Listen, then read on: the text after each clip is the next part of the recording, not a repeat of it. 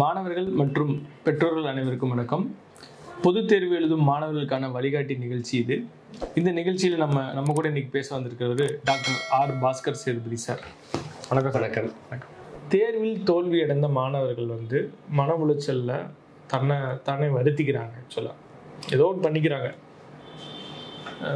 இந்த மாதிரியான சூழ்நிலையில் பெற்றோர்கள் மற்றும் ஆசிரியர்கள் அவங்களுக்கு எந்த மாதிரியான வழிகாட்டுதலாக இருக்கணும் அப்படிங்கிறது? இப்போ பெரும்பாலான ஆசிரியர்களுக்கு இது குறித்து தெரியும். ஆனால் அவங்களுக்கு ஒரு சில விஷயங்கள்ல தெளிவு தேவைப்படுது. என்னன்னா, இந்த வெற்றி தோல்விங்கிற சொல்லவே தவிர்க்க சொல்றேன். தேர்ச்சி இல்லை, சரியா? இப்போ தோல்வின்னு சொல்லும் போதே அது ஒரு எதிர்மறையான ஒரு வேதனையான ஒரு அனுபவத்துக்கு நீ ஃபெயில் ஆயிட்ட, நீ உனக்கு தோல்வி அடைஞ்சிட்ட. அப்ப வெறும் தோல்வி அப்படிங்கிறது எங்க போய் முடியுதுன்னா, ஏதோ இந்த தேர்வில் தோல்விங்கிறத தாண்டி ஏதோ வாழ்க்கையிலேயே தோல்வி அடைஞ்ச மாதிரி ஒரு தோற்றத்தை மனசு, ஆனா அப்படி இல்லை, ஆனா அப்படி ஒரு தோற்றத்தை உருவாக்குது, ஒரு பாதிப்பை உருவாக்குது.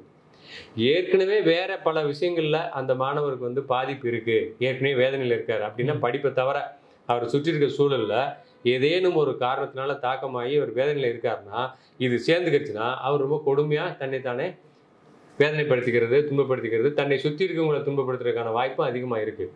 அதனால இந்த தோல்விங்கிறத தாண்டி அவங்களுக்கு இன்னொன்னு செய்ய வேண்டியிருக்கு. இந்த தோல்வி அடைஞ்சதுனால இவருடைய பெருமையே போச்சு, இவங்களுடைய குடும்ப பெருமையே போச்சு, மானம் போச்சு, ஒரு மானம் போறது இல்ல, ஒரு மரியாதை போறது இல்ல. இது அப்படினால ஒரு மார்க் தானே அவனுக்கு அடுத்து. இப்ப என்ன திரும்பி இன்ஸ்டன்ட்ல எடுத்து பாஸ் பண்ண போறாங்க? ஏன் இது சுத்தமா இப்படி எல்லாம் படிக்காம இருந்தவங்க பெரிய நிலையில சாதனை எல்லாம் பண்ணியிருக்காங்க, அல்லது தொடர்ந்து படிக்கிறதுக்கு எவ்வளவு வாய்ப்பு இருக்கு.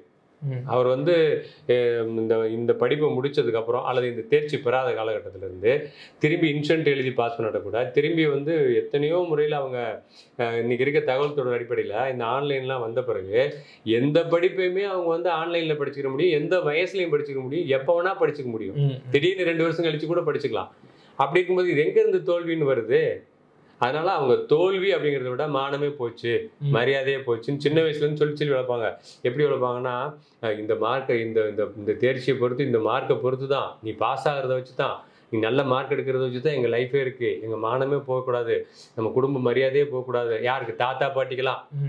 உங்க தாத்தா அந்த காலத்துல இப்படி இருந்தாங்க, உங்க பாட்டி இப்படி இருந்தாங்க, இப்படி எனத்தையாவது ஒண்ணு சொல்லி அந்த அதாவது இந்த +2 தேர்வுல அல்லது 10th தேர்வுல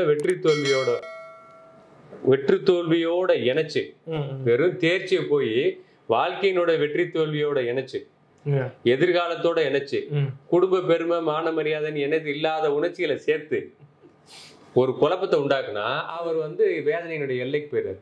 இது தவிர அவருக்கு பேர் குறிப்பு அல்லது மற்ற வட்டத்துல ஏதாவது அவருக்கு பிரச்சனை இருந்ததுன்னா அது நிச்சயமா வேற விஷயத்த உண்டாகும், கொடுமையான தாக்கத்தை உண்டாகும். அதனால நீங்க பெற்றோர்கள் ஆசிரியர்கள் கவனிக்க வேண்டியது என்ன, சுற்றி இருக்கவங்களும் நண்பர்களும், இது தேர்ச்சி இல்லைங்கிறத மட்டும் பாருங்க. இது வர்றது வரட்டும், என்ன மதிப்பெண் வருதோ வரட்டும், இதுக்கும் பெருசா ஒண்ணும் வாழ்க்கைக்கு தொடர்பு இருக்க போறது இல்ல.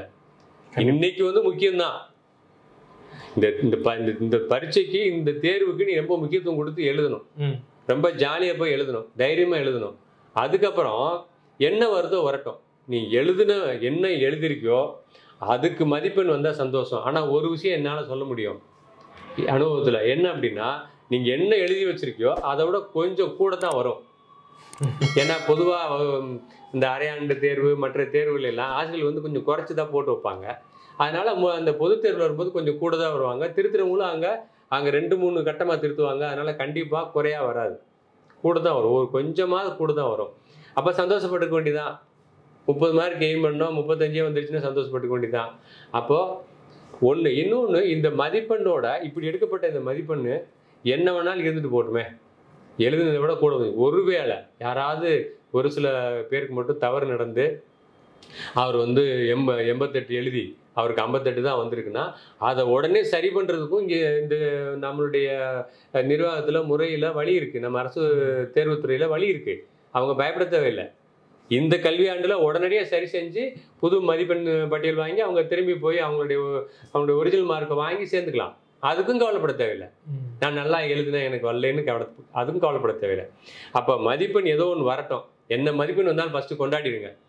நான் என்ன சொல்றேன், தேர்வை கொண்டாடுறீங்களே இல்லையோ, வர்ற ரிசல்ட்டை கொண்டாடிடுங்க. வர்ற ரிசல்ட்டை கொண்டாடிடுங்க. என்ன வேணா இருந்து போட்டோம், இதுக்கும் குடும்ப பெருமைக்கு எந்த சம்பந்தம் இல்லை, மான மரியாதைக்கு இதுக்கு தொடர்பு இல்லை. ஒழுக்கமா நடந்துக்கிறோமா, அதுலதான் மான மரியாதை வரும். மதிப்பெண்ணால இல்லை, மதிப்பெண்ணை எடுக்காம இருந்தவங்க எத்தனை பேர் பின்னால சாதிச்சு காட்டிருக்காங்க. அல்லது திரும்பி கல்லூரியில் அட்மிஷனே கிடைக்காதவங்க பெரிய பெரிய போட்டித் தேர்வில் வெற்றி பெற்று பெரிய பெரிய அதிகாரி பதவிகளுக்கு வந்திருக்காங்க. இப்படியெல்லாம் வாய்ப்பு இருக்கு. பெரிய தொழிலதிபராக வந்திருக்கிறாங்க. என்ன வேணாலும் வாழ்க்கைங்கிறது பிரம்மாண்டமா இருக்கு, எப்படி வேணாலும் சாதிக்கலாம். இதுல போயிட்டு இந்த மதிப்பெண்ணு தான் வாழ்க்கையை முடிவு பண்ணுதானே கிடையாது. இந்த மதிப்பெண் இப்போதைக்கு கொஞ்சம் முக்கியம். எந்த அளவுக்கு முக்கியம்னா அடுத்த வகுப்புக்கு போற அளவுக்கு முக்கியம். அதான் பாஸ் ஆகுறதுக்கு, இங்க இருந்து அங்க பாஸ் ஆகி போறதுக்கு தான் அது முக்கியம். அப்படிதான் எடுத்துக்க முடியும். ஒருவேளை கம்மியா வந்திருக்குன்னா திரும்பி வேற ஒரு தேர்வு எழுதி அதிகமா மதிப்பெண் எடுத்துக்கலாம். அல்லது அடுத்து எந்த படிப்பு படிக்க போறியோ அதுல முழு கவனம் செலுத்தி அதுல நல்லா படிச்சுக்கலாம். அப்புறம் இந்த கல்லூரில தான் படிக்கணும், இந்த மதிப்பெண் எடுத்தினா அது கிடைக்கல, இப்படிலாம் கிடையாது. அந்த கல்லூரில இப்போ நீங்க ஒரு கல்லூரியை ரொம்ப அங்க குறைந்தபட்சம் நல்லா பாத்துக்கிறாங்க அப்படி வேணா சொல்லலாம். அங்க படிக்கிற அத்தனை பேருமே எக்ஸல் ஆயிடுறாங்களா, ரொம்ப அவுட்ஸ்டாண்டிங்கா வந்துடுறாங்களான்னா கிடையாது. 1000 பேர்ல வேணா ஒரு 300 பேர் வரலாம். 1000 பேர் வர்றாங்களான்னா எந்த கல்லூரி அப்படி இருக்காது. ஒரு சில கல்லூரியில் 1000 பேருக்கு ஒரு 100 பேர் நல்லா வருவாங்க. அதனால அந்த 100 பேருக்குள்ள ஒரு ஆளா நீ வர வாய்ப்பு இருக்கு.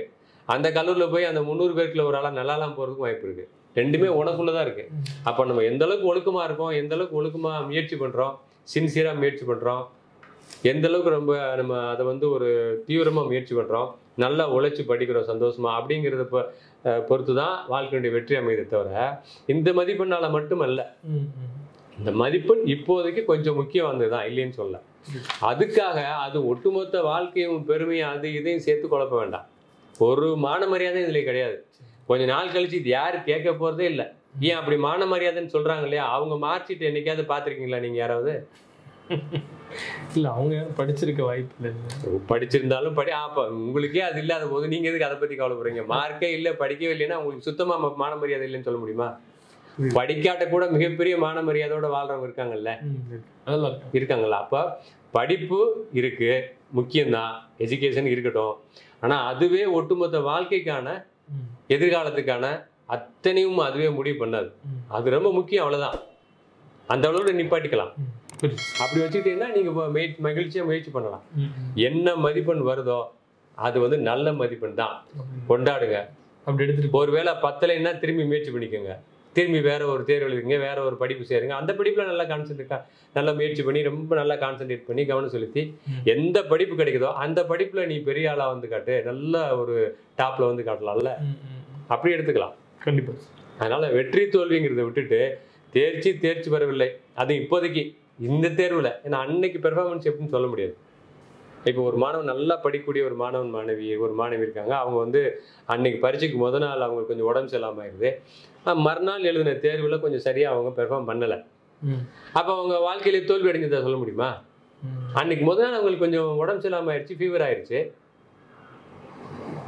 அடுத்து அவங்க அடுத்து வரப்போக்கூடிய எந்த படிப்பு சேர்ந்தா நல்லா படிச்சுக்கிற போறாங்க, இல்ல இந்த தேர்வை விட்டுட்டு இன்னொரு தேர்வு எழுதிக்கிற போறாங்க, திரும்பி நல்ல மதிப்பெண் எடுத்துட்டு போறாங்க. அதுக்காக அவங்க வாழ்க்கையை அன்னைக்கு உடம்பு சரியில்லாம ஆனதுனால மறுநாள் தேர்வு சரியா பெர்ஃபார்ம் பண்ணனால அவங்க எதிரால வாழ்க்கையே போச்சு அப்படிங்கிறதுலாம் இந்த காலத்துல இல்ல. அப்படி எந்த விதிமுறையும் இல்லை. அதனால அப்படிலாம் அவங்க கற்பனை பண்ண தேவையில்லை. யாருக்காவது அப்படி நடக்கும், அப்படி நடந்திருக்கவங்களை பார்த்துருக்கேன். அவங்கள ரொம்ப வேதனைப்படுத்திடுறாங்க. அவங்க வேதனைப்பட வேணாம், கவலைப்பட வேணாம். இல்லை, வாழ்க்கைங்கிறது பின்னொரு காலத்துல இதெல்லாம் யாருமே கவலைப்பட போறது இல்லை. அப்ப நீ எப்படி ஒழுக்கமா, என்னுடைய பிஹேவியர் எப்படி இருக்கு, அப்ப என்ன மாதிரியான திறன் இருக்கு அதைத்தான் பார்க்க போறாங்க.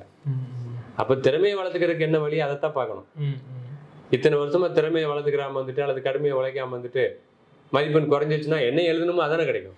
அப்ப அதுக்கே சந்தோஷப்படலாமே. அதுக்கு தான் இப்ப தயாரிக்கும் பொழுது முழு ஈடுபாட்டோட மகிழ்ச்சியா எவ்வளவு நேரம் உழைக்க முடியுமோ, எவ்வளவு நேரம் பாடுபட முடியுமோ அவ்வளவு நேரம் முயற்சி பண்ணிட்டே போனா உங்களால அதிகபட்சம் எவ்வளவு மதிப்பெண் எடுக்க முடியுமோ அது கிடைச்சிருச்சுன்னா கொண்டாடுங்க, மகிழ்ச்சி, அவ்வளவுதானே. வரலைன்னா இன்னொரு வாட்டி எழுதிக்கங்க, அவ்வளவுதான். அதுக்கும் கொண்டாடுங்க, அவ்வளவுதான். ஆமா, என்ன இப்ப நான் சரியா எழுதலைன்னு தானே வருது. நல்லா எழுதி அதுக்கு மதிப்பெண் வரலைன்னா அதை கண்டிப்பா உடனடியாக அதுக்கு அந்த பேப்பரை ஸ்கேன் பண்ணி கொடுத்து துறையில் எழுதி கொடுத்து அதுக்கு பணம் கட்டி மீண்டும் அந்த ஒரிஜினல் மார்க்கை வாங்கிடலாம். நான் என்ன சொல்றேன், எழுதின மார்க் வந்திருக்குன்னா போதுன்றேன், கொண்டாட்டம் தானே. எழுதின மார்க் வந்துருக்கு, 45 எழுதிருக்கீங்க, 47 வந்திருக்குன்னா கொண்டாட வேண்டியதான். 47க்கு எழுதிட்டு எனக்கு 80 வரலையேன்னு கவலைப்பட்டா அது எந்த வகையில் அறிவுபூர்வமா இருக்கு? அப்படி பண்ண முடியாது. அதை வாழ்க்கையை போச்சுன்னு எடுக்க முடியும். நீ எழுதுனதே 45க்கு எப்படி 90 வரும்? 45க்கு 45 தானே வரணும். கண்டிப்பா.